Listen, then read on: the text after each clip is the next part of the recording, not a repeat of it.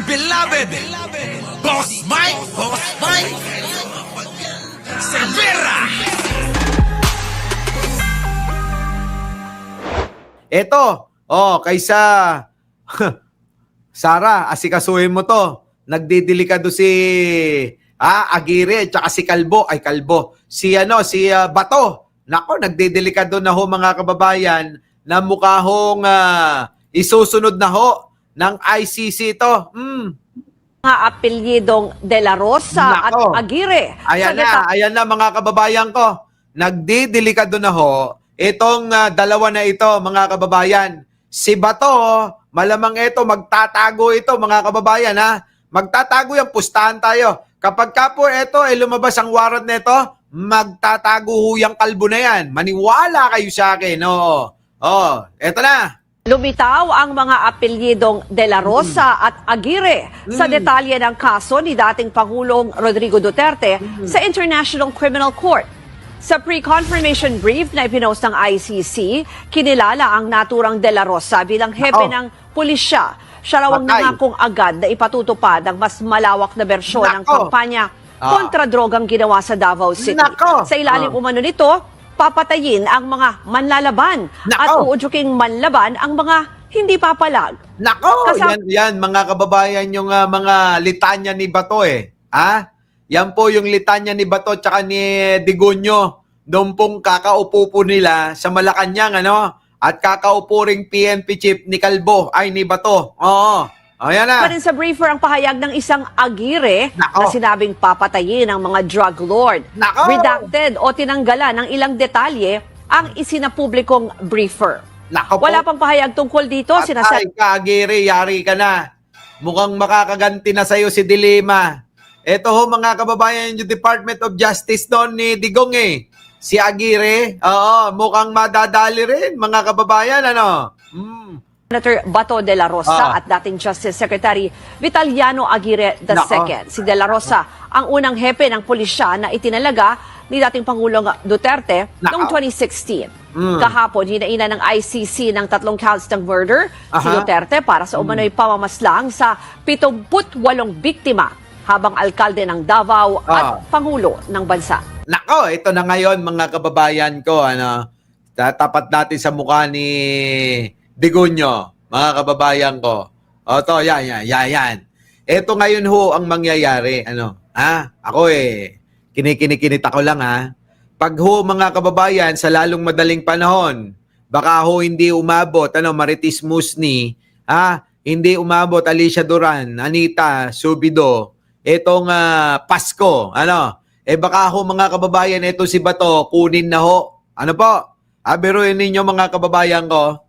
Mababawasan tayo ng senador, Tapos ho, sasabayan pa, mga kababayan, kung sakasakali na mawawarant yan. Siyempre, hindi ho makakapaglingkod bilang senador, dalawa lang ho yan. Susuko o magtatago. Eto ho mga kababayan, kapag eto nagtago, lalong mabibisit ang tao rito, Bakit di po ba sabi niya dati, sasamahan niya si Digong kahit saan. Kahit saan, sasamahan daw niya si Digong. Pero hanggang ngayon, mga kababayan, nandito pa rin to.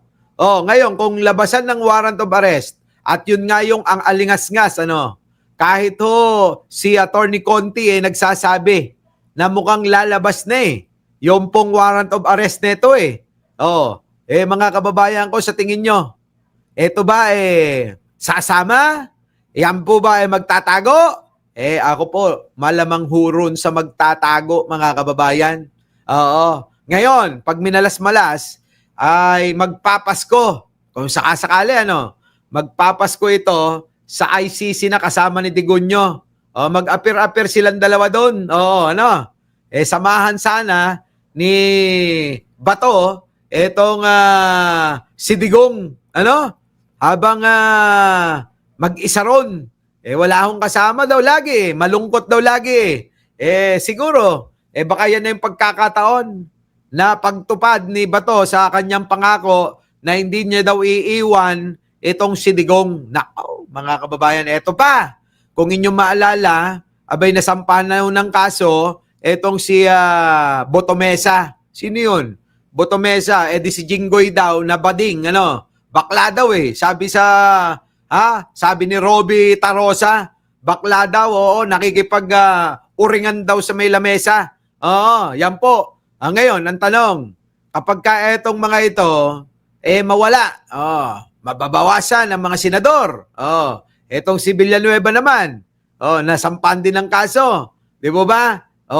Di ilan ang mawawala? Tatlong senador, mga kababayan. Pagka minalas-malas naman, si Chis Escudero, baka madamay pa.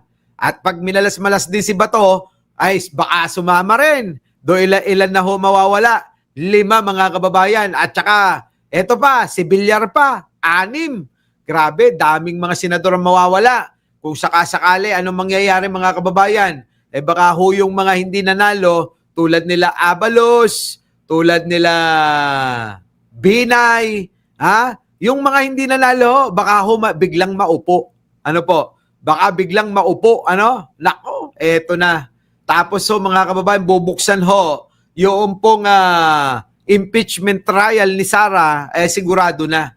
Sigurado na ho na mapapanagot si Sara. Sana, masampulan si Sara na mapanagot sa kanyang pagnanakaw sa bayan.